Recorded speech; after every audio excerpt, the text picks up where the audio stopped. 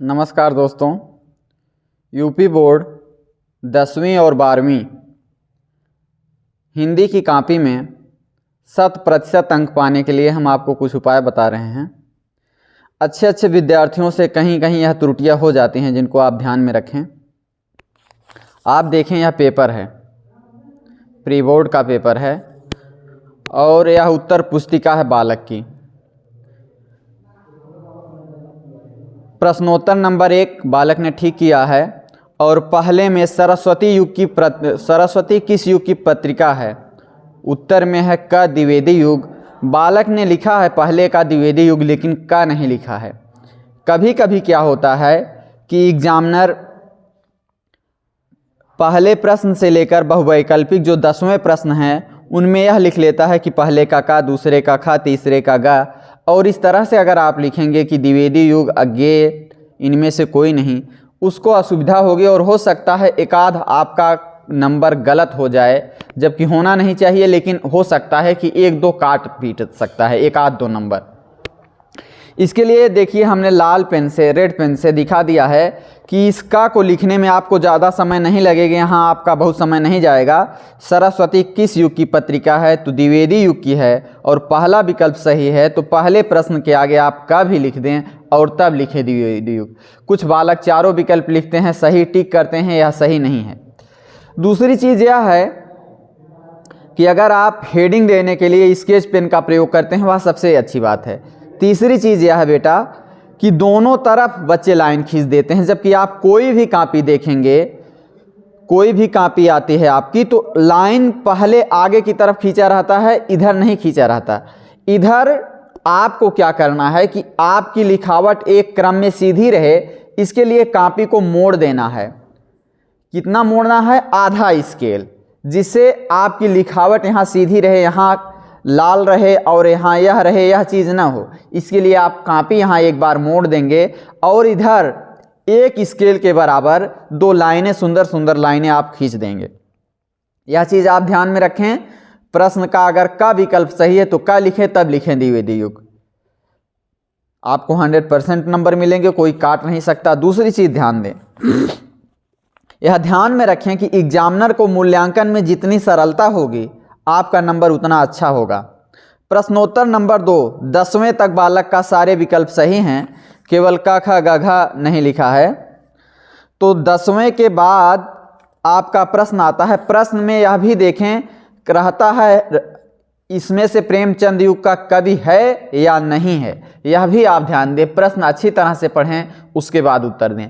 प्रश्न में जो चीज़ पूछ रहा है आप वही लिखें।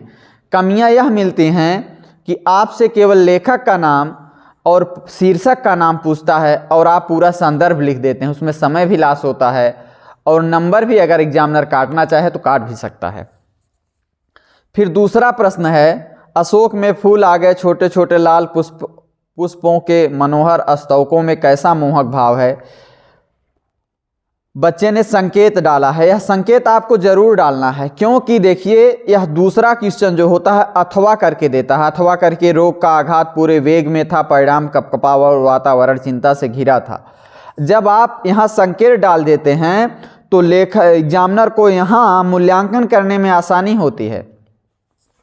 फिर संकेत बालक ने डाला है, संकेत में आप एक लाइन में डालेंगे तभी अच्छा रहेगा। हो सकता है तो आप स्केच से डालें। संकेत एक लाइन में, यहाँ लास्ट में, शुरुआत में। फिर पाठ का नाम बहुत अच्छा लिखा है, अशोक के फूल। लेखक का नाम हजारी प्रसाद द्विवेदी जी, बहुत अच्छा। दूसरा आ गया, प्रस्तुत गद्यांश में लेखक ने अशोक के लाल स्तवकों को देखकर कहता है कि कैसा मोहक भाव है, बहुत अच्छा है। इधर सारे नंबर 2-2 नंबर आपको मिलते चले जाएंगे। और चौथा उत्तर कामदेव, पांचवा छोटे छोटे लाल अशोक के फूल मनोहर स्तवकों में, बहुत अच्छा है। इधर पूरे के पूरे उसको 10 नंबर मिले, 2 × 5 = 10। फिर प्रश्न नंबर 3 आता है, 2 काव्य खंड दिए रहते हैं। देखें, निम्नलिखित पद्यांश पर आधारित निम्नलिखित प्रश्नों का उत्तर दीजिए। का घिर रहे थे घुघराले बाल अंश अवलंबित मुख के पास। यहाँ जो बोर्ड की कॉपी होती है का ख नहीं रहता है, अथवा करके रहता है। बालक ने यहाँ संकेत नहीं लिखा है, यहाँ आपको संकेत भी लिखना है कि आप पहला कर रहे हैं कि दूसरा कर रहे हैं, क्योंकि यह क ख में उत्तर प्रश्न पुस्तिका में क ख में नहीं रहता। अगर क ख में रहता है तो आप क ख लिखें अथवा संकेत लिखें। बालक ने संकेत नहीं लिखा है यहाँ। फिर रचयिता सुमित्रा नंदन पंत, शीर्षक का नाम नौका विहार, ब्लैक पेन से कर दें। प्रस्तुत पद में पंत ने चांदनी रात में गंगा के मनोहर रूप का वर्णन किया है। पांचों प्रश्न सही हैं। उपमा अलंकार, आपका 30 नंबर हो गया। प्रश्न संख्या 8 आ जाता है, बालक ने यह भी सही किया है। प्रश्न संख्या 8 में होता है, खंडखा यहाँ से शुरू हो जाता है। 2 गद्य दिए जाते हैं और संदर्भ व्याख्या रहता है 2 नंबर संदर्भ के लिए, 5 नंबर अर्थ के लिए। बालक ने संकेत भी लिखा है, अथवा करके नहीं रहता, अथवा करके रहता है। बालक ने संकेत भी लिखा है और संदर्भ भी लिखा है, 2 नंबर इसके मिले। और प्रसंग की कोई ज़रूरत नहीं है, ससंदर्भ है। अगर ससंदर्भ है तो संदर्भ और प्रसंग दोनों है, बहुत अच्छा है। और अनुवाद भी किया है, पूरे नंबर मिले। फिर प्रश्न नंबर 8 का ख आया। इसमें 8 के ख में होते हैं 1-2 पद दिए रहते हैं, 2 श्लोक दिए रहते हैं। या तो पहला करना होता है या तो दूसरा करना होता है। शर्त यही रहती है कि संदर्भ अनुवाद रहता है, 2 नंबर संदर्भ के लिए, 5 नंबर अनुवाद के लिए। बालक ने यहाँ संकेत नहीं लिखा, ठीक है। संदर्भ भी सही लिखा और अनुवाद भी सही लिखा, तो 5, 2, 7 नंबर इधर भी इसको ठीक ठाक मिल गए। अब देखिए कमी कहाँ होती है कि प्रश्नोत्तर नंबर 9 में आप देखेंगे तो निम्नलिखित किन्हीं 2 प्रश्नों के उत्तर दीजिए। और यहाँ बालक क्या करते हैं कि 1 और 2 करके दे देते हैं, जबकि बालक ने ख और ग का उत्तर दिया है तो यहाँ ख और ग दिया है। 1, 2 यहाँ आपको नहीं करना है, पूरी तरह से बारीकी में ध्यान देना है, कहीं आपका नंबर नहीं कटेगा। अगर कटता है तो आप पुनर्मूल्यांकन करवा के स्क्रूटनिंग भर के फिर से अपना सही नंबर करवा सकते हैं, कोई दिक्कत नहीं होगी। फिर है प्रश्नोत्तर नंबर 10 आता है, वीर रस या करुण रस का लक्षण सहित उदाहरण दीजिए। 1 नंबर परिभाषा के लिए, 1 नंबर उदाहरण के लिए। बालक ने यहाँ वीर या करुण रस है, बालक को यहाँ हेडिंग डालना चाहिए था वीर रस, उसके बाद परिभाषा तब उदाहरण, फिर भी ठीक है, 1-1 नंबर मिला है। प्रश्नोत्तर नंबर 10 का ख, रूपक अलंकार, उपमा रूपक या उत्प्रेक्षा अलंकार में से किसी एक का लक्षण सहित उदाहरण दीजिए। बालक ने यहाँ उपमेय में उपमान का रूपक अलंकार दिया है, लेकिन ऊपर हेडिंग नहीं डाला। यहाँ ऊपर रूपक अलंकार हेडिंग डालना चाहिए था, क्योंकि एग्जामिनर को पूरा पढ़ना होता है कि बालक किस प्रश्न का उत्तर दिया है, उपमा का दिया है कि रूपक का दिया है कि उत्प्रेक्षा का दिया है। तो बालक को यहाँ रूपक हेडिंग डालना चाहिए था, फिर भी ठीक है, 1-1 नंबर इधर मिले। प्रश्नोत्तर नंबर 10 में दोहा या रोला या सोरठा का लक्षण सहित उदाहरण दीजिए। बालक ने यहाँ दोहे का दिया है, लेकिन ऊपर दोहा हेडिंग डालना चाहिए था। इधर जब कॉपी आप मोड़ लेंगे तो आपकी लिखावट बिल्कुल सीधी रहेगी, इधर लाइन खींचने की ज़रूरत नहीं है। लाइन इधर इसलिए होती है कि कॉपी का मूल्यांकन करके यहाँ नंबर अंकित किया जा सके। एक त्रुटि और हुई है बालक से, जिससे नंबर कट सकते हैं। वैसे कटना तो नहीं चाहिए, आपको यहाँ मात्रा दिखा देनी चाहिए, इसमें कंजूसी नहीं करनी चाहिए। फिर देखिए प्रश्नोत्तर नंबर 12 है,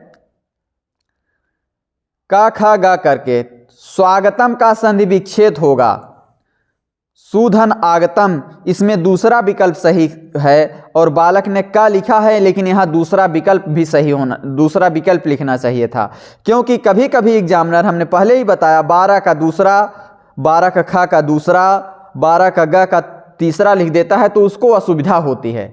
तो मूड अगर नहीं सही है तो नंबर काट भी सकता है, लेकिन आप यहाँ दूसरा तीसरा जो उत्तर सही उसको भी लिख देंगे तो आपको सुविधा होगी, उसको सुविधा होगी। खा है, महात्मा में कौन सा समास है, कर्मधारय होना चाहिए था। बहुब्रीहि भी होता है, लेकिन अगर कर्मधारय विकल्प में नहीं है तब, लेकिन बालक ने बहुब्रीहि लगाया, 1 नंबर कट गया, यानी 100 में से 99 हो गए। फिर है निम्नलिखित किन्हीं 2 का संस्कृत में अनुवाद कीजिए। 2-2 नंबर का है, और का अनुवाद किया है बालक ने, और खा का अनुवाद किया है, और का और खा भी बालक लिखा है, लेकिन ब्लैक पेन से लिखना चाहिए था। फिर इधर इसको 4 नंबर मिल गए। प्रश्नोत्तर नंबर 5, डॉक्टर वासुदेव शरण अग्रवाल, बालक बहुत अच्छा लिखा है। डॉक्टर लोग गलत लिख देते हैं। जीवन परिचय दिया है डॉक्टर वासुदेव फरड़ अग्रवाल का, जन्म बिल्कुल सही है, कुशाग्र बुद्धि। साहित्यिक परिचय में इतना अच्छा दिया है बालक, मौलिक कृति, अनुदित कृति, उपन्यास, सारी लेखनी सही है, बिल्कुल कलम सही चली है। प्रश्नोत्तर नंबर 5 का ख में जीवन परिचय है मैथिली शरण गुप्त का, रामधारी सिंह दिनकर जी का और सुमित्रा नंदन पंत का। बालक ने दिया है मैथिली शरण गुप्त का, बिल्कुल सही है, बिल्कुल सही है। साहित्यिक परिचय कृतियां भी है, साकेत महाकाव्य दिखा दिया है, बहुत बढ़िया, भारत भारती पे पुरस्कार दिखा देना चाहिए था, उपाधि तक दिखाया है बालक। फिर प्रश्नोत्तर नंबर 6 है स्वपठित पंचलाइट कहानी के आधार पर गोधन अथवा बहादुर कहानी के आधार पर बहादुर अथवा कर्मनाशा कहानी के आधार पर भैरव पांडव का चरित्र चित्रण कीजिए। बहुत अच्छा प्रश्न है। बहादुर कहानी के आधार पर बहादुर के चरित्र की विशेषताएं थी, लिखा है बालक, और इसको ब्लैक पेन में दिखा देनी चाहिए थी।